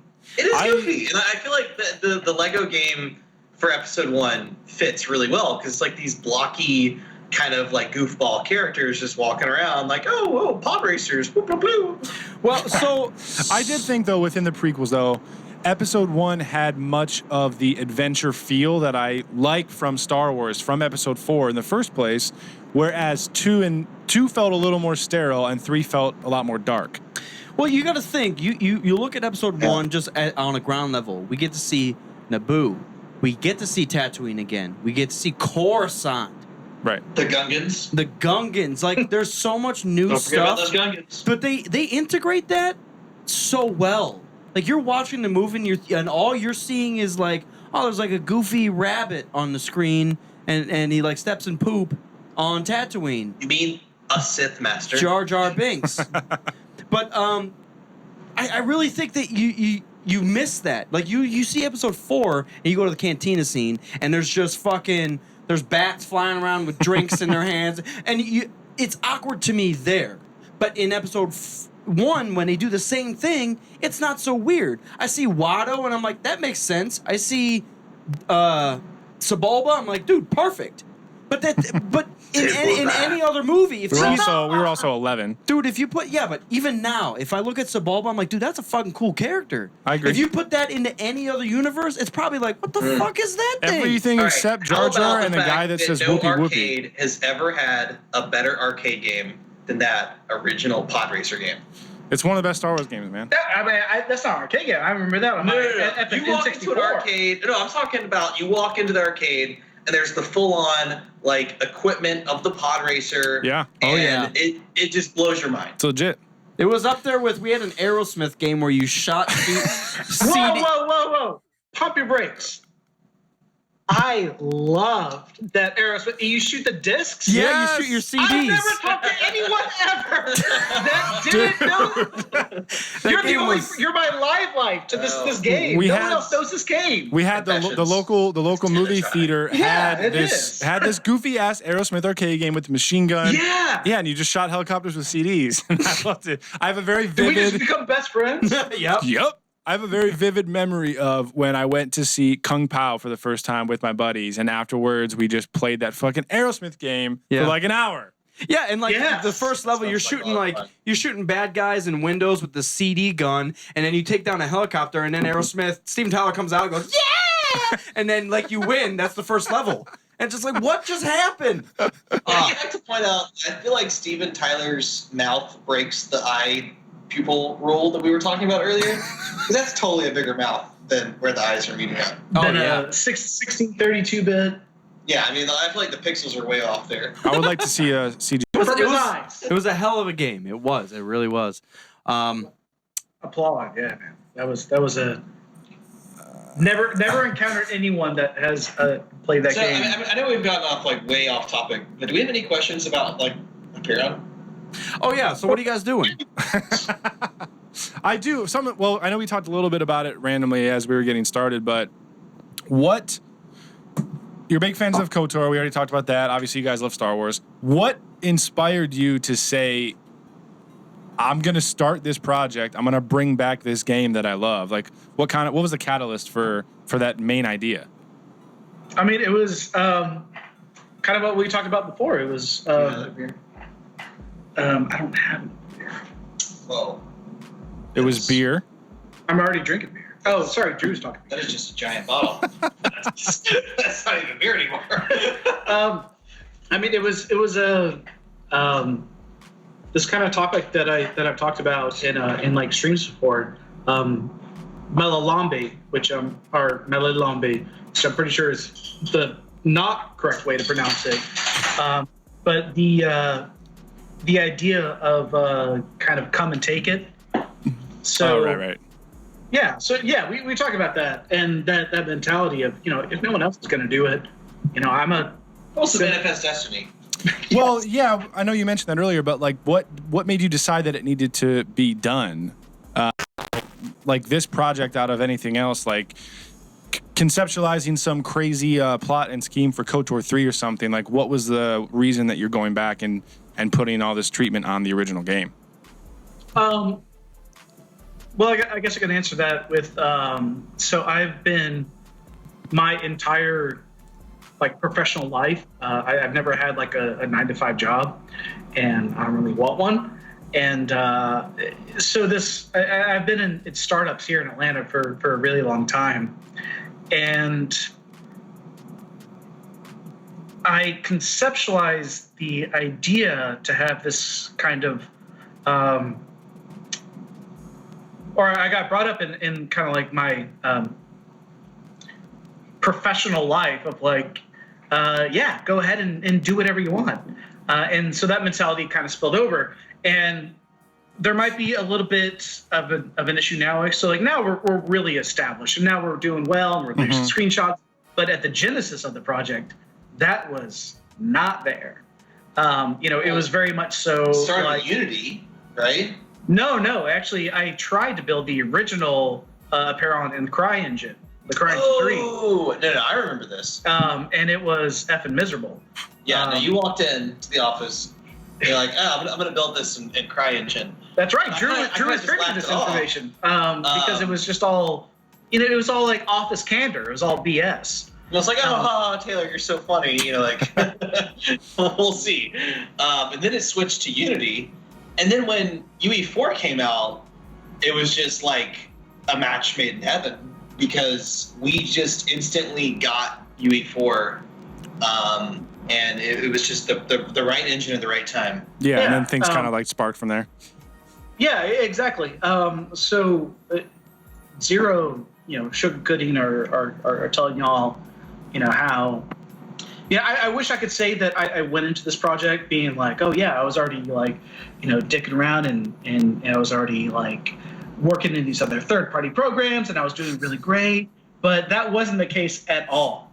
I definitely consider myself now like a true game director. Yeah. And I know which way's up. But then it was me basically as Luke on Tatooine. Like I was bitching and complaining to my aunt and uncle. Like, I don't want to go to Tashi Station. Like Did you at least get your power converters? These goddamn power converters. I never got any goddamn power converters. Yeah, And Neither did I, man. That's why I'm so pissed. I sometimes drunkenly message my aunt and uncle, like, we're power converters. And they're like, Taylor, quit being weird. It's like your Friday night. So you drunkenly message your aunt and uncle. So the, it's cool, or maybe not cool, but, it's definitely different to talk about now and kind of reflect on that genesis and how really bad I was, how like horribly bad I was. In fact, like a lot of people here, like it's not hard to find footage or screenshots of how we started this game. Well, I think Gonna need some of that. I think to some degree, Just like you can go like KotOR Apeiron in Google and just hit that news and go to earliest. Well, there's a learning curve, but I mean, definitely there's some natural skill that took an effect. I agree. My background is in software development. So coming on the project, code. Yeah, I mean, I was one of those kids that grew up with the internet, and I taught myself how to program, and I've pretty much been involved with code around the time I could use a computer, which I was like 6 or 7 years old when I first started. So code has been a large portion of my life for a very long time, and so it just felt very natural. Like, oh, well, this thing is written in C++. Okay, that's just another. That's no big deal, right? But for Taylor, the picking up a game engine and creating a world in it is something that I feel like comes very natural. It's a very natural element to him, and I don't want to leave this topic without talking about Dungeons and Dragons. And the main reason why is because so we're in Atlanta, and every year we go to DragonCon. If you haven't heard of it, it's like one of the best conventions in the country. Comic-Cons of the South.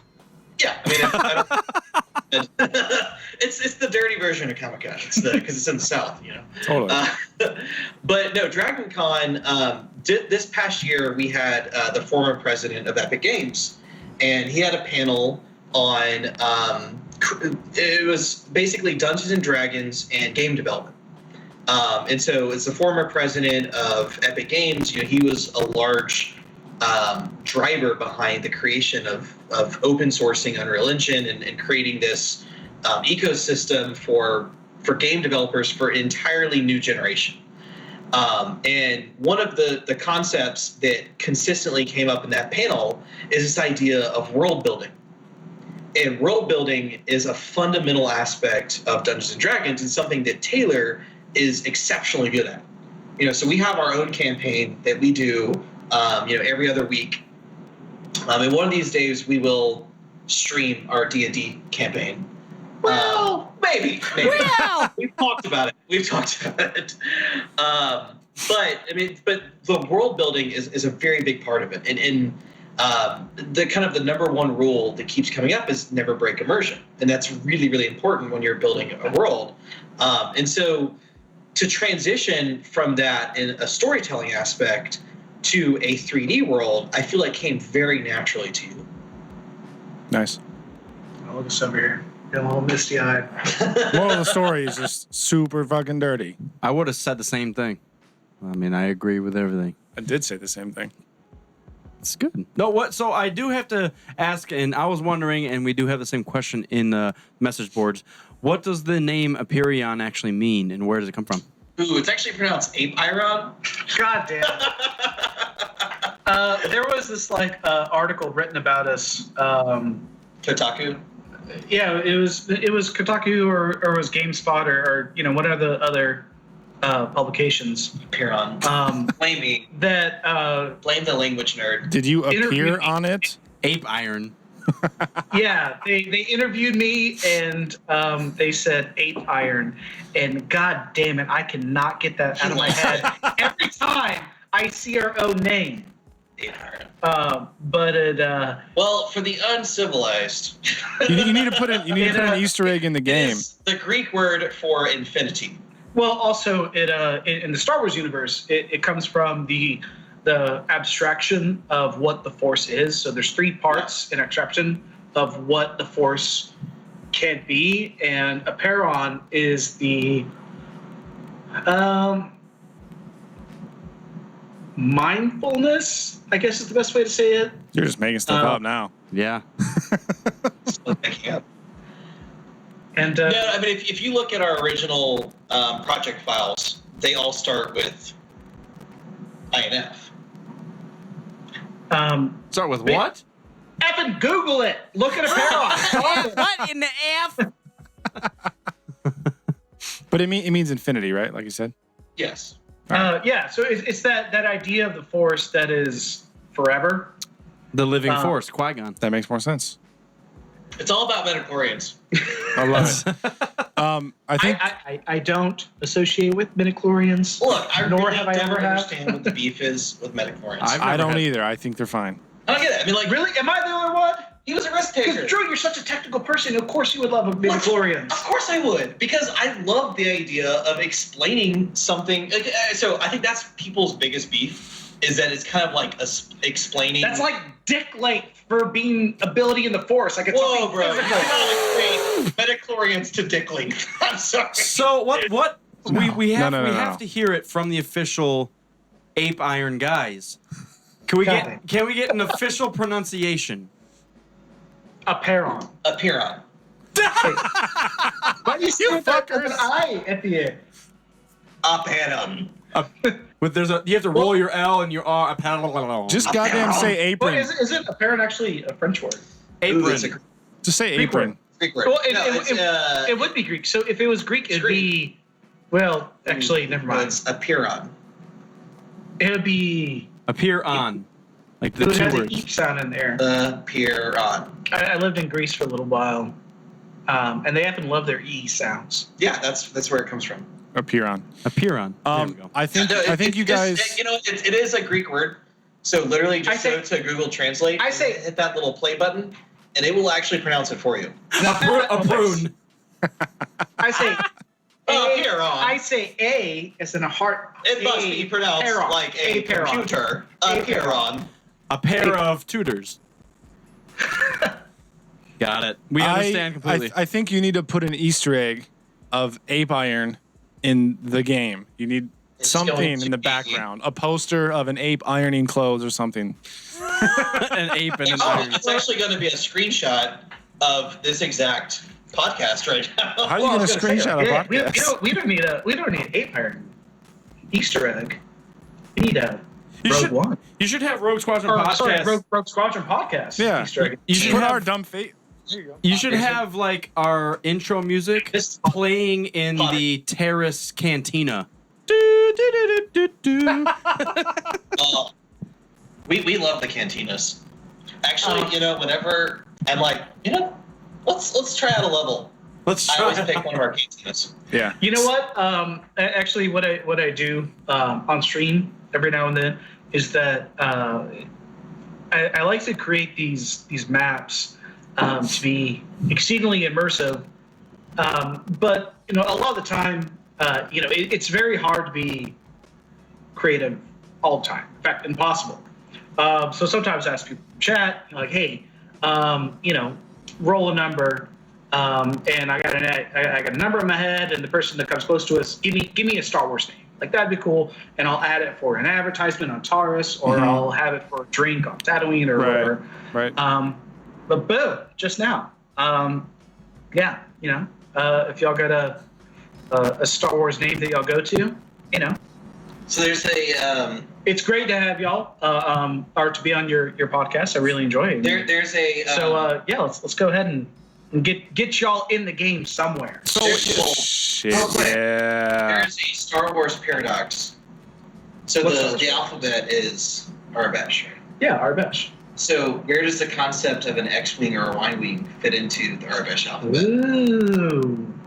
Have literally never thought of that. Yeah. Wow. Because this is a entirely new alphabet. The letters X and Y do not fit in the Star Wars. God damn you, real world! Guys, hold on 1 second. Just a second. Sure. We're just pausing our recordings here. It was getting a bit shifty. Let the computer catch up. We're almost ready to close this madness out anyways. Boom! Whoa. Sorry. I think that helped. I think it did. I don't know. It's just, it's fine. It's not in the actual recording. It's just like hearing it back, monitoring it. It's fine. Okay. All right. Cool. So we do have an obvious question for you guys. The most important question. What do we have like an estimated time of completion for this, a release date or anything? So you do not, nor do we. Nope. All right. I wish I could get live more. by the rules of time. We don't I wish believe I in could get time. more technical depth, but I mean, we are dealing with a fully volunteer force, Yeah. Sure. and Well, quality is more important than anything else. Absolutely. Yeah.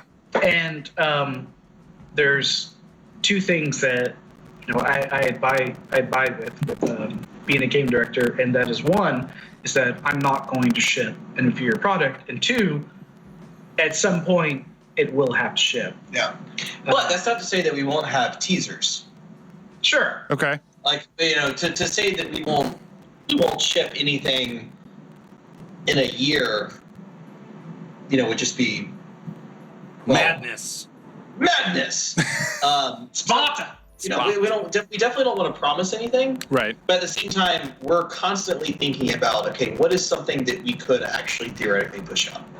Yeah. It's not in the mentality of And we're always working on it. Like if you look, well, you're not going to, but if you were to look at our development stream, there is a constant. well, not in Home Street, but our server. Well, yeah, our Perforce server. So if you were to actually pull our commit logs, essentially every 6 hours there is something happening. Like the sun does not set on the Apeiron Empire. That's impressive. On the set. Right. Apeiron doesn't believe in time. No, they don't stop. They don't. So it's always moving forward. It's always getting better. Yeah. The quality does take time. Right. And we are. We're big fans of what we're working on, the universe that we're working on, and we don't want to, push out anything just for the sake of pushing out. I mean, that's the difference between essentially an elaborate mod and a commercial project. Well, also, Apeiron isn't the end-all be aspect of this. KotOR is how we got started, and Apeiron is how we're going to get made. But I want to see our next project survive and exist and be fascinating and encompassing. And so if we release an inferior product and we rush Apeiron, I mean, all it takes is just, it's that simple that if we screw this up, then we're not going to make video games anymore. If we put this out there and people are like, yeah, this sucks, this is bad, we don't like it, then we're done. Muerte. Right, because people are going to base you off of solely that. Pressure's on. Exactly. Yep. There's a lot of people that don't like that sense of pressure. I think we thrive on it. And so I want to see our next project. Well, yeah, I mean, it'd be At fantastic. the same time, like I feel like we kind of put ourselves under a microscope, right? Like we set ourselves to a certain standard. Sure. Mm-hmm. I would hope so, Apeiron.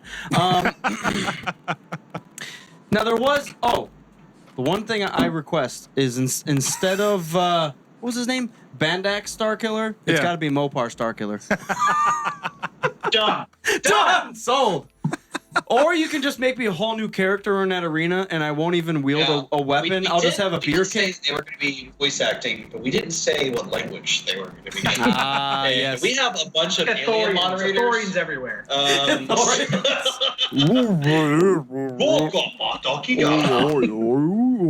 just want to be a pissed off Twi'lek, Puna, and just yelling at people. Yeah, you could just make. I just want a soul character in that arena, and I'll just be Mopar, and I won't even wield a weapon. I'll just have beers, and every time you shoot me, I heal myself while I drink a beer. Yeah, if you ever walk into a cantina and there's someone there that just is like incessantly drinking and shooting themselves repeatedly. Well, shoot, that should be me. God damn it. Yeah. Mopar's taking my character. Well, so to the topic of the non-playable characters in KotOR, I personally feel like that is the portion of the game that stands the best of time. You know, you go back and you go through the game and it feels alive. Yeah. Yeah. You know, you go through Taurus and it's this living city, and there's Sith troopers walking around and they're interrogating, and it just feels very alive. That's Star Wars bread and butter. It's a living universe. It is. Well, it's going back to the universe, right? So that is an aspect that we have spent a good bit of time on trying to, and that's something that's very easy to do in Dungeons and Dragons, again, which is also kind of something that we consistently think about. As a world builder, you go to this city and you're in this busy street, and there's marketplace type things going on. It's really easy to describe that, but to actually convey that in a 3D aspect in a believable format is very difficult to do. Yeah. And I feel like KotOR did it really, really well. Yeah. There you go. That's something that we're spending a lot of time on, is just trying to get the feel. Because, Taylor is doing a fantastic job of just making the levels look right. Well, we're getting there. We're all getting there. It's a iterative process. Really good job. But there's a second layer. And that second layer is the activity, that sort of background noise and environment that happens that has nothing to do with essentially the buildings and the background look to it. Right. Ooh, you guys could put in the background of one of the cantinas just a poster on the wall, just like Rogue Squadron Podcast, the craziest Star Wars shit ever heard, and just put it like way in the back corner where no one would ever see. I don't see why not. Verbatim. Dude. It's canon. It's canon. It's canon. What if for some crazy, because you got to think that's how stuff happens. Like Drew Karpyshyn just wrote a Revan book, and all of a sudden like shit started happening, and he became like the Old Republic guy. And he just wrote an entire 1,000-year timeline of Star Wars. Yeah. And he didn't even mean to. So. Yeah, if this shit becomes canon, we're part of the Star Wars universe. Yeah. And I know we're all going to be stressing out and eagerly awaiting the release date and everything, but Star Wars fans are going to be around pretty much forever. So we'll be I like it. Eagerly anticipating this entire thing until end of 2018 or decide to push it back or whatever happens. Yeah, absolutely. So we're going to start wrapping this shit up. We want to thank the hooers over at Apeiron Industries. We got Drew and Taylor here. If you guys want to do a bit of a plug, where can they see your updates? Where can they see any of your stuff right now? So our go-to that you can see updates is on our Twitter, which is Apeiron, APEIRON _KotOR. For the Twitters, and you'll be able to see all of our screenshots there. Of course, at the Digital Cowboy on Twitch is where I do. That's my own personal stream here on Twitch, and I show just stupidity, and I sing really bad and show levels being built and crap like that. We're really informal, and I like to interact with y'all and. What I can. Informal is the way to go, man, for sure. This is the way to do I it. agree. I concur. Now, I do have a quick question. Will you guys be at Celebration Orlando? Probably not. You better be coding. Code it? Yeah, you better. Yeah, exactly. We're working. We're working. That's a good excuse. Good excuse. Awesome. Love it. Well, we appreciate your guys' time. It's been awesome. We learned a lot. It's really just hyping up your guys' project because everybody that listens to the podcast jerks it to KotOR on a daily basis. Because it's truly one of our favorite things that's ever happened ever. We do want to give a shout out to Star Wars Commonwealth. All of our buddies at the Commonwealth. Follow us on Twitter, #SWCPod and #SW Commonwealth. All the shows that are part of the group. Star Wars motherfuckers. Nonsense. So awesome. And that'll be it for Docking Bay 94. Oh, man. Deck officer. Deck officer. Deck officer! I'll see you in hell! Definitely thank y'all for having us on the program. Absolutely. I really appreciate it. Yeah. And we should definitely do this again.